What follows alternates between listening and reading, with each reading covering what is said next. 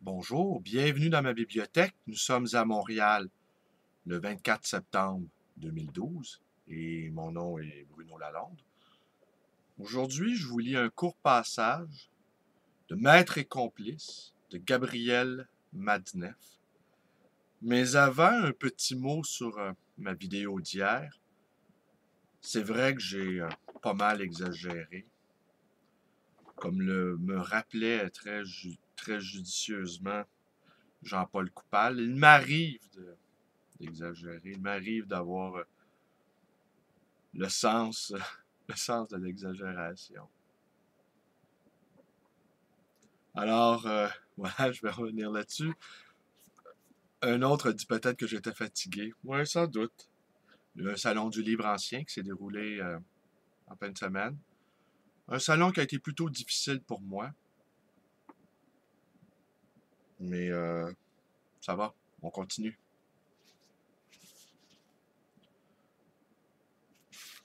Une des rencontres capitales que je fis à 18 ans chez Monsieur Vrain fut celle de Léon Chestov.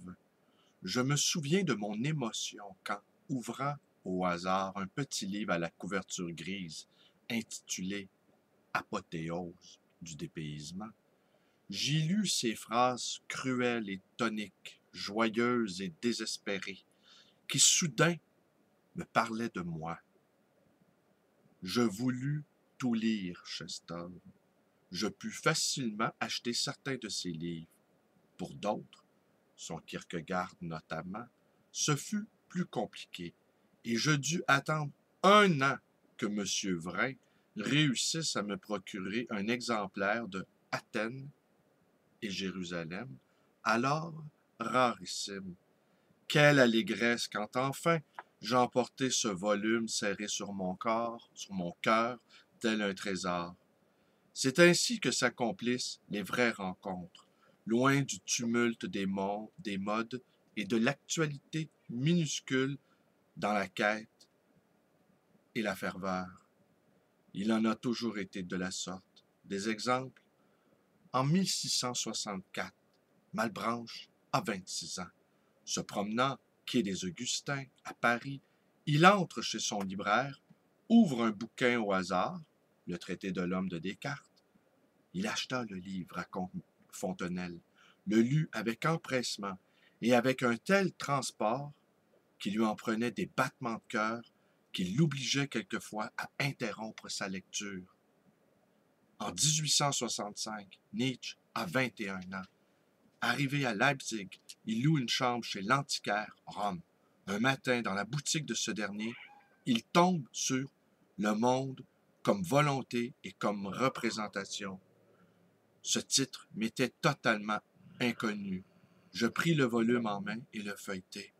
Je ne sais quel démon me souffla alors. Emporte ce livre chez toi.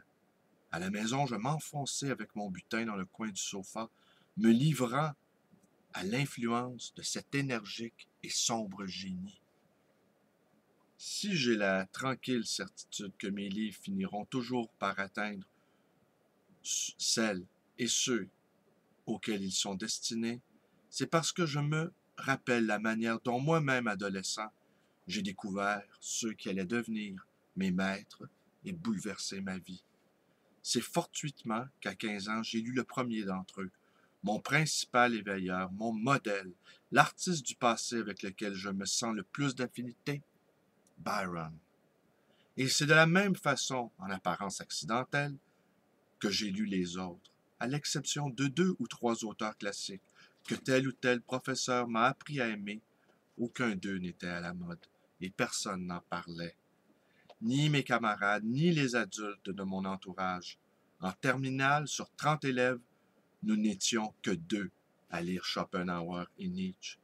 Un historien des idées pourrait nous dire qu'ils étaient en France dans les années 50 les auteurs célébrés par l'intelligentsia et adulés par la moutonnière jeunesse. Je vous assure, moi, qu'aucun de mes maîtres n'en faisait partie. Bizarrement, ne m'attiraient que des écrivains hors programme, des francs-tireurs, soit sombrés dans l'oubli, soit demeurés presque inconnus, soit détestés et tenus en quarantaine. Cela ne me dérangeait pas. m'être créé un panthéon particulier, ignoré de la foule, quasi clandestin, non seulement ne me déprimait pas, mais au contraire m'exaltait. J'étais dissemblable aux membres de ma respectable famille, différent des gens de mon âge, étranger à la société où j'étais contraint de vivre. Ceux qui ont lu cette camisole de flamme savent quelle était alors ma solitude et ma révolte.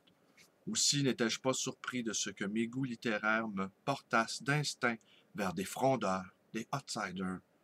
Ma famille, ce n'étaient pas les êtres auxquels m'unissaient ce qu'il est convenu d'appeler les liens du sang. Ma famille, c'était eux, ces rebelles, ces exilés spirituels qui me brûlaient le cœur, avaient tous été écrits Super Flumina Babylonis. Voilà. Ben voilà, c'est tout pour aujourd'hui. Je vous remercie d'être avec nous. Si nos vidéos vous plaisent, à Casimir et moi, ben vous pouvez vous abonner à ma chaîne, Bruno Lalonde.